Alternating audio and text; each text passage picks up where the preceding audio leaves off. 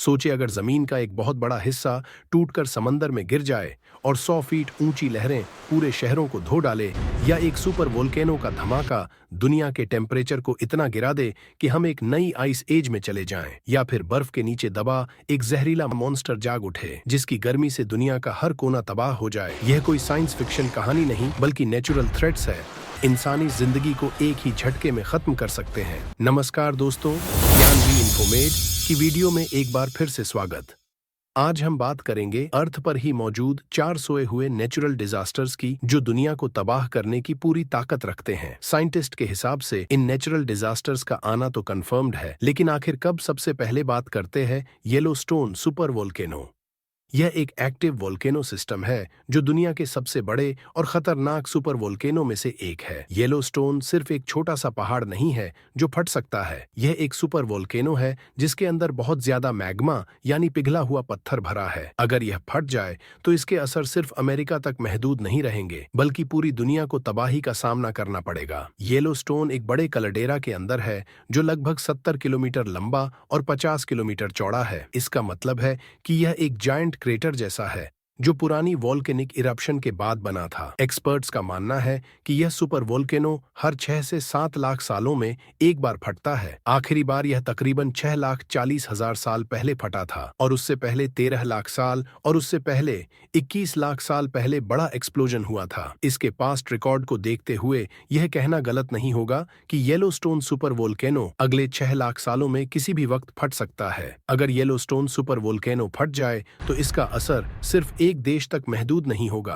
बल्कि यह पूरी दुनिया को आसानी से अपनी लपेट में ले सकता है। यह अपने 1000 किलोमीटर के रेडियस में मौजूद किसी भी शहर को एक ही झटके में तबाह कर देगा। धमाके की वजह से यह हवा में वल्केन ऐश और सल्फर डाइऑक्साइड जैसी गैसेस छोड़ेगा जिसकी वजह से पूरी दुनिया का क्लाइमेट बदल जाएगा। राख के बादल इतने घने होंगे कि अगले कई सालों तक सूरज की रोशनी जमीन पर नहीं पड़ सकेगी जिसकी वजह से अर्थ का टेम्परेचर गिर जाएगा। इस फेनोमेन को वल्केन एक विंटर कहते हैं। फसलें उगना बंद हो जाएंगी और दुनिया भर में खाने पीने की शॉर्टेज हो जाएगी। जो लोग बच भी गए तो उनमें बीमारियां फूट पड़ेंगी। एटमॉस्फेयर में सल्फर डाइऑक्साइड की मौजूदगी की वजह से बारिश पानी की सूरत में नहीं बल्कि तेजाब की सूरत में होगी। रिपोर्ट्स के मुताबिक अगर येलोस्टोन आज ही फट जाए तो दुनिया की कम से कम 70% पर पॉपुलेशन खत्म हो सकती है। अब बात करते हैं ड्यूम्सडे ग्लेशियर की।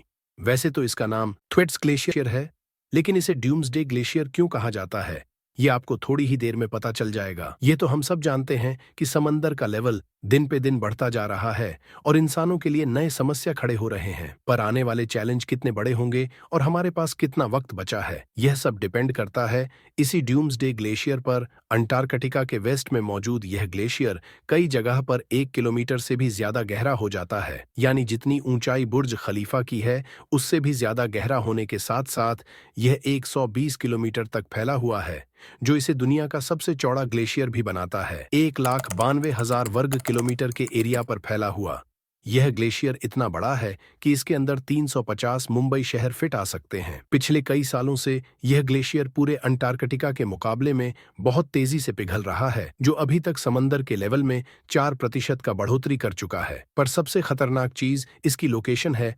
थवेट्स ग्लेशियर पूरी वेस्ट अंटार्कटिक आइस शीट का है तो एक छोटा सा हिस्सा, लेकिन इसके पिघलने से इस पूरी आइस शीट के पिघलने का खतरा जुड़ा हुआ है, जिसकी वजह से आने वाले सालों में समुद्रों का लेवल 4 मीटर या लगभग 10 फीट तक बढ़ सकता है। और ऐसा इस वजह से है क्योंकि that's glacier West Antarctic ice sheet के ठीक बीच में मौजूद है।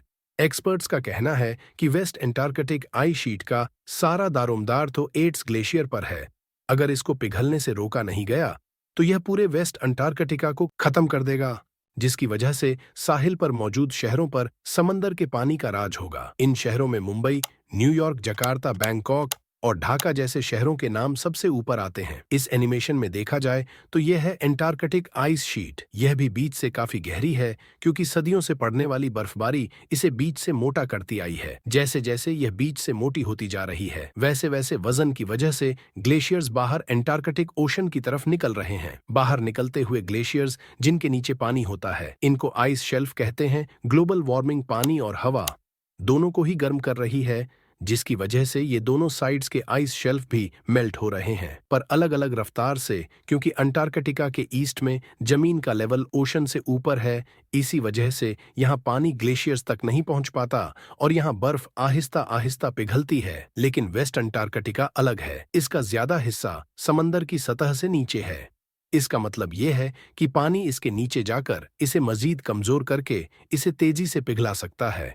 यही वजह है कि वेस्ट अंटार्कटिका को क्लाइमेट चेंज के हवाले से दुनिया का सबसे अहम बर्फ का हिस्सा माना जाता है। सही तरह समझने के लिए अंटार्कटिका के नीचे जमीन के सर्वे मैप को देखें। इसके ईस्ट में जमीन समंदर के लेवल से ऊंची है, जिसको लाल और पीले रंग से दिखाया गया है, जबकि इसके वेस्ट में जहां जमीन ब्लू रंग से दिखाई गई है, ये सारी समंदर के लेवल से नीचे है। खास तौर पर यह डार्क ब्लू हिस्सा तो सबसे नीचे है और यहीं पर है ड्यूम्सडे ग्लेशियर। फिलहाल यह आइस शेल्फ पानी के ऊपर लटक रहा है, जबकि इसके नीचे ओशन का पानी इसे खोखला कर चुका है। हर गुजरते साल इसके टुकड़े टूटकर ओशन में मिक्स हो जाते हैं और ओशन का पानी इसे नीचे से मजीद खोखला करता जा रहा है। 1992 से लेकर अभी तक की बात की जाए तो इस दौरान ओशन का पानी इसे 14 किलोमीटर अंदर तक खोखला कर चुका है। अगर इसी स्पीड से मामला चलता रहा तो अनकरीब यह पूरा ग्लेशियर टूटकर एंटार्कटिक ओशन में गिर जाएगा। थॉट्स ग्लेशियर, जो पिछले 30 साल में पहले ही समंदर का लेवल 4% तक बढ़ा चुका है, पूरा पिघलने की सूरत में ये तमाम ओशनस का लेवल आधे मीटर तक बढ़ा देगा। ये वक्त शायद ज्यादा दूर नहीं, क्योंकि रिसर्चर्स ड्यूम्सडे ग्लेशियर में पहले ही एक बहुत बड़ा क्रैक ढूंढ चुके हैं, जिसको रोकना अब किसी के बस की बात नहीं। सवाल ये नहीं है कि थॉट्स ग्लेशियर टूटेगा या नहीं, बल्कि सवाल है कि कब। और जैसा कि आपने पहले जाना, ये चीज एक बहुत बड़ी तबाही को दावत दे सकती है। वेस्ट एंटार्कटिक आइस शीट, इसमें कोई शक नहीं कि ऐसा होने के बाद इस आइस शीट में भी मेल्टिंग का प्रोसेस ट्रिगर हो जाए, जो ओशन के लेवल को 4 मीटर तक बढ़ा देगा। ऐसा होने की सूरत में कोस्टल सिटीज को अचानक खाली करना पड़ेगा। Intergovernmental panel on climate change के सर्वे के मुताबिक जो शहर इसकी जद में आएंगे, वहां फिलहाल 1 अरब से ज्यादा लोग रहते हैं। वो सारे लोग जब ऊंचे इलाकों में जाएंगे तो पूरी दुनिया का इकोनॉमिक डिसबैलेंस देखने को मिलेगा। इसके अलावा पूरी दुनिया के मौसम में तेजी से बदलाव देखा जाएगा, जिसमें खतरनाक सुनामी, हरिकस और फ्लड्स बहुत आम हो जाएंगे। अब बात करते हैं कुमरे विहा वोल्केनो की। अफ्रीका के नॉर्थ वेस्ट कोस्ट से 700 मील दूर स्पेन के कैनरी आइलैंड्स हैं। यहाँ पर ला पाल्मा नामी ये आइलैंड 40 लाख साल पहले कुम्बरे विहा वोल्केनो की वजह से वजूद में आया था। ये वोल्केनो आज भी एक्टिव है और दुनिया के लिए एक बहुत बड़ा खतरा बन सकता है। पिछले 60 सालों के दौरान यहाँ वोल्केनिक इरप्शन ने इस आइलैंड में एक फॉल्ट लाइन, एक क्रैक बना दिया है, जिसको गगल अर्थ में भी देखा जा सकता है। यह क्रैक समंदर से 6000 फीट ऊपर मौजूद है। साइंटिस्ट का कहना है कि अगर एक बड़ी इरप्शन हुई तो लावा निकलने से जो नुकसान होगा वह तो एक तरफ, लेकिन आइलैंड का एक बड़ा हिस्सा समंदर में गिर सकता है। जियोलॉजिस्ट का मानना है कि फॉल्ट लाइन पूरी तरह क्रैक करने की सूरत में लगभग 500 अरब टन वजनी पत्थर 250 किलोमीटर पर आर की स्पीड से स्लाइड करते हुए समंदर में गिरेंगे। इस लैंड स्लाइड की वजह से करीब 1 किलोमीटर तक समंदर का पानी उछलकर गिरेगा, जिससे शुरू होगा सुनामी का एक ऐसा सिलसिला जो दुनिया के कोने कोने तक अपना असर छोड़ेगा। एक्सपर्ट्स ने इसे मेगा सुनामी का नाम दिया है। यह लहरें समंदर की हर डायरेक्शन में 4000 मील तक ट्रेवल करेंगी, जिसमें यूरोप, अमेरिका और अफ्रीका बुरी तरह असरअंदाज होंगे। 100 फीट से भी ज्यादा बड़ी लहरें, समंदर तो समंदर, कोस्टल सिटीज में भी काफी अंदर तक सारा निजाम धर्म भरम कर देंगी। ला पाल्मा का वोल्केनो एक टाइम बॉम्ब है जो कभी भी फट सकता है और इसका असर सिर्फ कैनरी आइलैंड्स तक नहीं रहेगा, बल्कि पूरी दुनिया ही इसकी जद में आ सकती है। पर क्योंकि इस स्लाइड का झुकाव वेस्ट की तरफ है, तो ऐसा समझा जा रहा है कि अमेरिका का ईस्ट कोस्ट, जहां मियामी और ऑरलैंडो हैं, वहां पर इसका असर सबसे ज्यादा होगा। और अगर वक्त पर शहर खाली नहीं हुए तो मेगा सुनामी लाखों जाने ले सकता है।